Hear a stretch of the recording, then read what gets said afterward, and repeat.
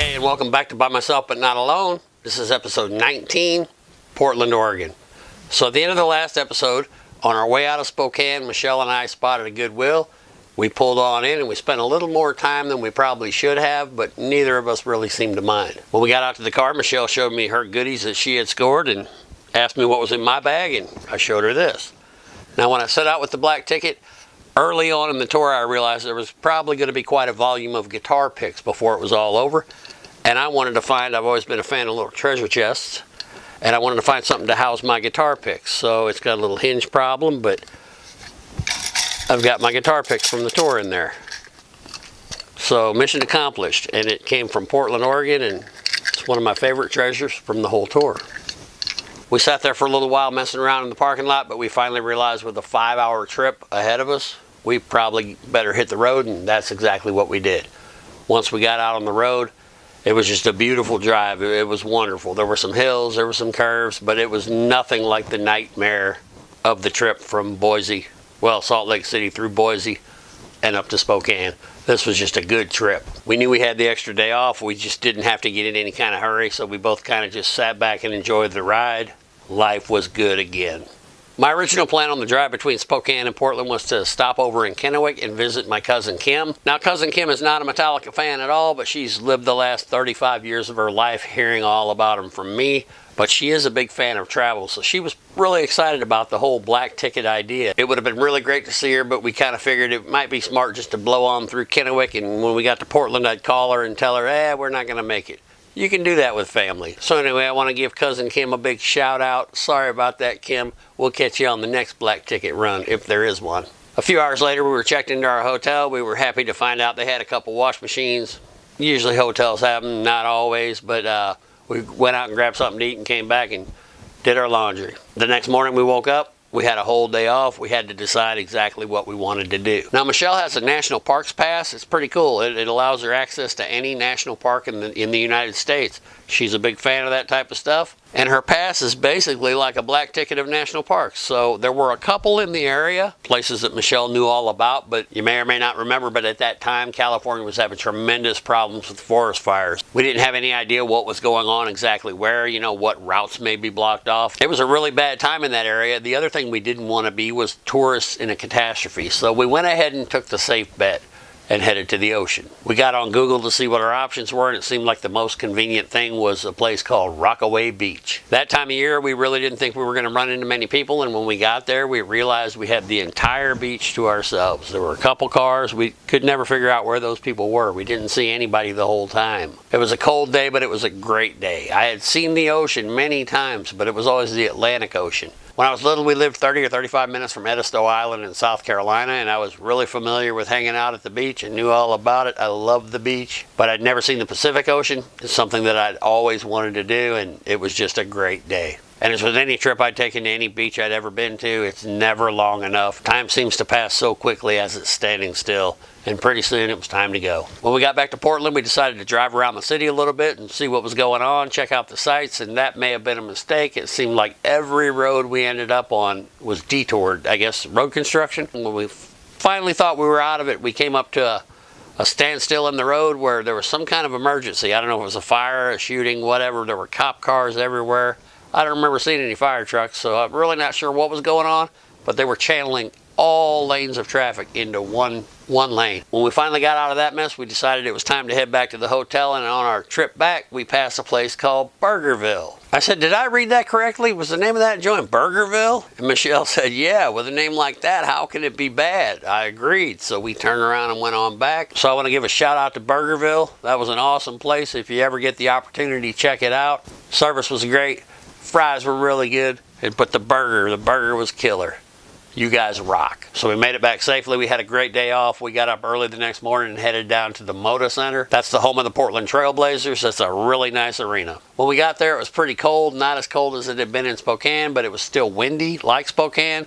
But luckily, the lines were on the right side of the building where most of the wind was blocked. So as the day progressed, it got a little warmer, but when we first got there, it was pretty darn cold. When we got there, might have been 10 people, but there were other people arriving. But as far as the line goes, we were There were just a handful of people in front of us. So it was pretty good line placement, but it was going to be a long, cold day. Michelle jumped in line and I got busy doing my thing. Again, I got to talk to a lot of cool people that day. I got some good interviews. I got some black ticket introductions. Quite a few people had already done the black ticket intros, but I ended up giving about 10 patches out that day too. So it was a very productive day in line for me, with one exception. When they finally let us in, everybody was talking about the donuts. The donuts. I didn't know anything about any donuts. You may have heard of Voodoo Donuts. Well, the very first one was from right there in Portland, and evidently a crew came down from the donut shop and they were handing out all sorts of cool donuts, and some of them had the Metallica M on them. I couldn't figure it out. I didn't stray from the line very far, and I'm a big fan of donuts, so if I'd have seen one, it would have caught my eye. I guess it's just going to go down as one of those moments in my life that cost me something because I couldn't keep my mouth shut. I was preoccupied, and I'm going to leave it at that. So anyway, they finally let us in, and until this point on the tour, I had never utilized the offer that was made time and time again by the people in line. By this point, most people were familiar with my YouTube project, and they knew about the interviews and stuff, so when it was time to let us in, everybody would always say, "Come on, Mike, get back with Michelle." I thought that was really cool, and at every show, people were kind of stressing the fact that nobody was going to be mad about that. But I never took them up on that for several reasons. One reason, I really wasn't too worried about getting a rail spot. I know I've said this before, but I felt my time was better spent floating around the floor before and during the show for the sake of my YouTube project, but I also like the perspective, the never-ending perspective change. I kind of like to see what's going on everywhere. But more importantly, the way they had us lining up, the Unforgiven experience holders, they lined up with the black ticket holders. So if I was to jump in line, it was going to put another obstacle between somebody behind me. It wasn't really going to matter anyway, because once I got in, I wasn't going to go for a rail spot anyway, but it would just be one more thing between the Unforgiven experience people and their ultimate goal of the rail. So normally I would just do my thing, and I usually didn't go in until most of the line had gotten inside. It just seemed to make sense that way. This time was different. I had made up my mind that I was going to do a show or two on the rail. I just didn't know when it was going to happen, but I figured after our little adventure on Cabbage Hill, the trip down that damn mountain opened my eyes. It made me realize you never really know what's coming, so I figured it might be smarter to do it sooner than later. So this time I went ahead and joined Michelle in line, and when they let us down to the floor, we made it to the rail. It was really a completely different experience. I'd done it before, so I kind of knew, but I was once again reminded when the band came on, the perspective was amazing. There's really nothing like being front row at a Metallica concert. But on the flip side of that, I felt a bit restricted. I had gotten accustomed to, I was just all over the place. I know I've said that a couple times, but I felt really restricted. If you're doing the rail, once you get on the rail, you're pretty much there for the night. It can be a pretty long night, an incredibly awesome night. But these guys that do it regularly, and Michelle's one of them, I give them mad props, but it's a different experience. Jim came out and did his thing. He got the crowd all fired up. And the next thing I knew, the band was on stage killing it. The crowd in Portland was just as wild and crazy as every crowd had been along the way. We got a great set list. Holier Than Thou was rotated back in. No Remorse was played for the first time in quite a while. Spit Out the Bone was the first encore. That's just always incredible. When I made the video for the end of this episode, I really thought about using the song No Remorse, but the problem I had was I had too many pictures to use it by itself, but not enough pictures to use it with another song. So I ended up relying on the classic Seek and Destroy. If you've been watching the series all along, I don't know if you've noticed, but I've been trying to use a different song in every city. Sometimes I end up using two. It all depends on how much footage I have from the show. I haven't repeated one yet. No Remorse would have been a great song to use, but life ain't perfect. So it was a really wild night with over 18,000 people in attendance. I finally rode the rail. I got my 2 picks, but I did not get a donut. It was another great evening. They were 19 for 19 on the tour at this point. We all met outside for a quick good night. We headed back to the hotel. We woke up the next morning and headed for Sacramento. I'd like to say thanks to the crowd in Portland. You did not disappoint. Thanks for the party. On behalf of the donut recipients in line, I'd like to say thanks to Voodoo Donut. You really made a splash there. That memory is always going to be tied to that show in my head. If I ever make it back to Portland, I'm going to stop in and see you. And to everyone else, I'd like to say, as always, thanks for watching. If you like what we have going on here, we'd appreciate it more than I can tell you if you would consider subscribing to the channel. Give us a like, a dislike, whatever the case may be. Leave us a comment. Let us know how we're doing. If you find yourself in one of the videos, please feel free to share it to social media and help us grow the project. Next stop, Sacramento, California. We'll see you there. Until then, rock on.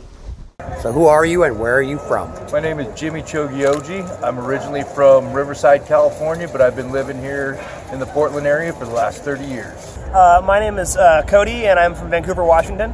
I'm Rob Weiskirchen from Portland, Oregon. Keith Weiskirchen, Portland, Oregon. Chris Gardner, Sherwood, Oregon. Hi, I'm Mueller from Belgium. How long have you been a Metallica fan? I've been a Metallica fan since 1990. Alrighty, have you seen him before live? Yes, I have. This is my third time. Oh, probably since I was about, 17. Alright, and how old are you now? I'm 30. Alrighty, so have you seen him live before? Never. Never. This is going to be your seen first Metallica time. live. Yep. I went to my first one in 1986. Last year? Last year, 2017. Mine was 2008. 2008. Been a fan since the late 80s. This is my first Metallica show. Congrats on it. Welcome. Not welcome, but glad you're here. Glad you're here. I've been a Metallica fan since 1991. My first show was in 92, so that's a while. Seen him quite a few times? Yeah, I haven't counted them actually. Don't count them? No, Okay, a don't lot of count people do. I know. No big deal. Can you narrow it down to a favorite song? I have several favorite songs, but my all-time favorite song has to be either Trapped Under Ice. Can you narrow it down to a favorite album? My favorite album is by far And Justice for All. Ooh, favorite song? That's really hard, but I can definitely give you a favorite album. I'm a Ride the Lightning guy. That was my next question. Absolutely. Read my mind. How about, go ahead. If I had to say song, it would probably be a song from that album. I would probably go with either Creeping Death or Call of Cthulhu. Mine's Whiplash. Whiplash. You got a favorite song? Not yet. Good answer. Red fan. Red fan. Excellent. Ringing the bell tolls. You got a bunch of good ones. How about favorite album? Oh, Kill 'Em All. Don't know yet. He's too young. He's learning. I'll go with one. One? Master of Puppets. Wow.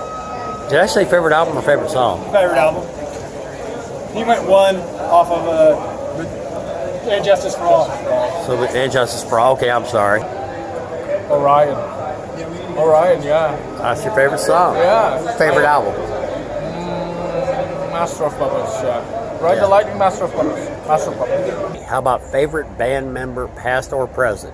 All the way back. James Hetfield. James is the man. You didn't have to think long about that. Yeah. Ooh, favorite band member? Well, past, definitely Dan Mustaine. I'm a huge Megadeth guy. I can't wait for Ozzy and Megadeth. But Alrighty. as far as member of the band, I mean, James is a genius. Okay. James. But back to you're mentioning Megadeth. Yeah. A lot of people are divided there. So much, not so much anymore. But you have no problem being a big fan of both. No, they're both, two of the best metal bands of all time in my book. Up there with Sabbath and Maiden and Priest. It's Metallica and Megadeth for me. Oh, man. You got to go with Cliff. James. He hooked you up at the last? Yeah. The wristband last year. I'll go James. Met him on the rail? Yep. That's pretty cool. I'll go with James as well. Still Lars and James. The heart and the soul of the band. Still, Okay. Yeah. You heard Jim Brewer? Jim Brewer and Joe Sib are opening up. Never heard of them. Oh, the comedian? The comedian, Yeah. and his DJ Joe. What did you think of? What did you think about that when you first heard that? I thought it was kind of strange, but I thought it was kind of cool and unique. I'm under the impression that it'll give Metallica more time to actually rock the stadium, so I'm pretty excited. Oh, he's a genius. I think he's one of the greatest comedians of his generation. And so as far as And he's so passionate about rock and metal music, and I just think, his stand-up comedy is perfect for opening up for Metallica because he's actually done metal impersonations in his stand-up before. Yes. So, I mean, actually, I don't know if it was metal, but he did AC/DC. Sure. So, I mean, yeah, he's clearly... Oh, he's a metalhead. He's clearly a metalhead, and he's clearly a good fit. What's funny is back in the 80s and 90s, stand-ups were really commonly opening up for rock bands, and you don't see that as often anymore. Excited. I love like Jim it? Brewer. All right. Yep. He was in town last night doing good things. He sure was. Yep. I always know about him. You're about to meet him. Should be good tonight. Very funny guy. No problem with the No, man. straying from the norm? No. No, not at all. Entertaining, man. Alrighty. It's time to break down before the Yeah. Get to the real show. with the comedian. What do you think about Jim Brewer opening up for Metallica? I know nothing about Jim Brewer. I'm curious to see what he is, what he will do in a few hours. I'm curious. 3 bands other than Metallica that you in your life, your 3 favorite bands other than Metallica. Pantera.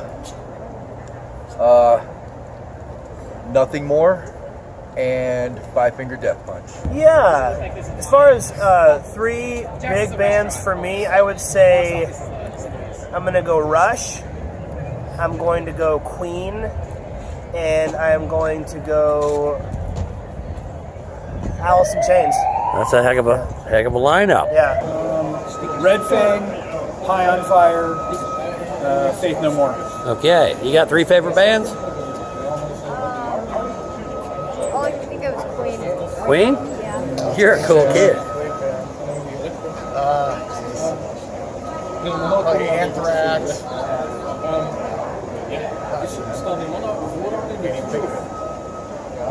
Catch you off guard. Iron Maiden. Yeah. Judas Priest. There you go. There you go, you thought of it.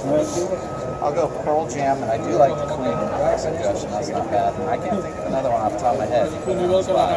Yeah, that's Usually I the like. That's that's the design of this. Yes. All of them. Pearl Jam, also a great live band.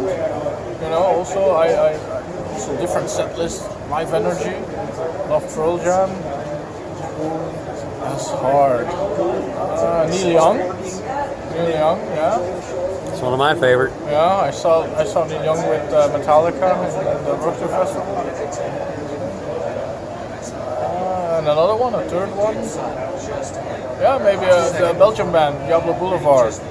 Okay, I've never heard of them. Maybe I need to look them up. They're quitting actually this week. They're giving their farewell concert in Brussels next Monday. So you're gonna miss that because Yeah, you're I'm here. gonna miss that. I'm sorry, guys. Otherwise, you'd be there. Yeah, for sure. Come from all walks of life as Metallica fans. What do you do for a living? I owner operator of a painting business. Right around here? Yeah, in Newburgh, Oregon. You want to give your name a shout out? It's just under my name, Jimmy Chogioji. Okay, that's a hard one to remember. Harder one to spell. CHOGYOJI. I work at a radio station, and I work at a gym. And that's the local radio station here? Yeah. I'm an art director. Art director. Yep. What do you do for a living? Student. Student. Sales. Sales? sales as well. I am a music video director, actually. All right. Professional. Yeah, professional. All right. Actually, I have to thank to Metallica because seeing their clips in the 90s until it sleeps, it inspired me to do stuff like that too. Okay. Yeah, I full am. circle. Yeah, And here yeah. you are. If Metallica themselves should happen to see this at any point in our future, do you have a message for them? I do, as a matter of fact. Thank you for being you and sharing your gifts with the world. My life would definitely not be the same without you guys. Thank you for all your work and for contributing so much, and just great art. Just great art. Hell yeah. Thanks for all the years of great music, boys. Keep on rocking. I'll reiterate theirs. Keep on rocking, and thanks for all the great years of music. If Metallica themselves should ever see this, do you have a message for them? It's simple. Thank you guys for all the inspiration and all the inspiration you're giving to all the people here. And it means a lot to us, the music. All right, let me get a picture of your banner here. What is this? Tell us about this banner. Well, both me and Geert here, and to Geert. Well, it's like the biggest festival in Belgium and Europe. Annual? Yeah, it's annual. And Metallica played there like 500 times. It's a house already. band of Yeah, it's a house band. Yeah. And it's very close to our house. So for us, this is special. You know, we bring their festival to America. That's cool. That's very cool.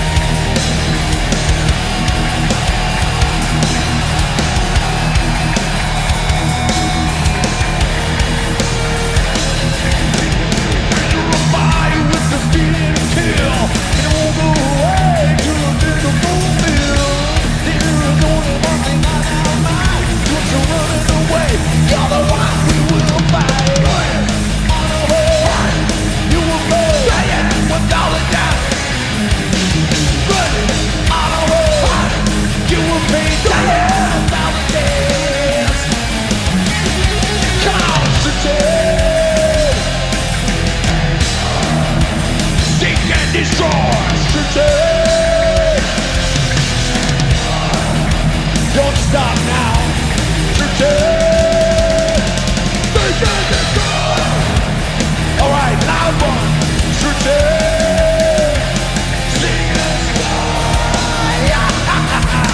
Oh,